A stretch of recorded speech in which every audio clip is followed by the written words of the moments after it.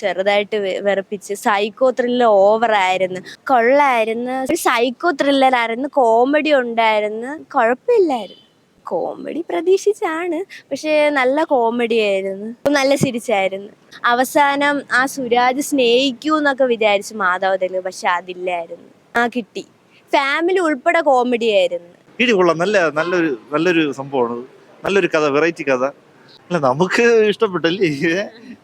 എടുത്തു പറയാന്നുള്ളത് പറഞ്ഞാൽ അതിന്റെ ആ ഒരു തിരക്കഥയും കാര്യങ്ങളും ഒക്കെ നല്ല കോമഡി ഉണ്ടെങ്കിലും നമുക്ക് കണ്ടോണ്ടിരിക്കാനും ഒരു ചെറിയൊരു എന്റർടൈൻമെന്റ് ഉള്ള ഒരു സംഭവം. മറ്റേ പുഷ്പ ഉണ്ട്, അത്രയും അത് നമ്മൾ കണ്ടായിരുന്നു.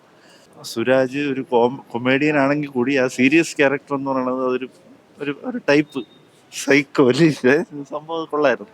സൈക്കോ കൊള്ളായിരുന്നു. നല്ല ത്രില്ലിംഗ് മോഡ് ഉണ്ടായിരുന്നു.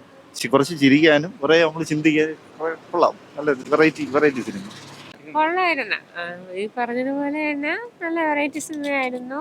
ഈ നമ്മളിപ്പോൾ ഒരു കോമഡി അല്ലേ കാണുന്നത്. സുരാജ് എന്ന് പറയുമ്പോൾ കോമഡി കഥാപാത്രമാണ് പൊതുവിൽ കാണുന്നത്. പക്ഷെ അതിൽ നിന്നും വ്യത്യസ്തമായിട്ട് വേറെ കഥാപാത്രം ചെയ്തപ്പോൾ ഈ പറഞ്ഞ ചിന്തിക്കാനും എന്നാൽ ചിരിക്കാനും കഴിയും.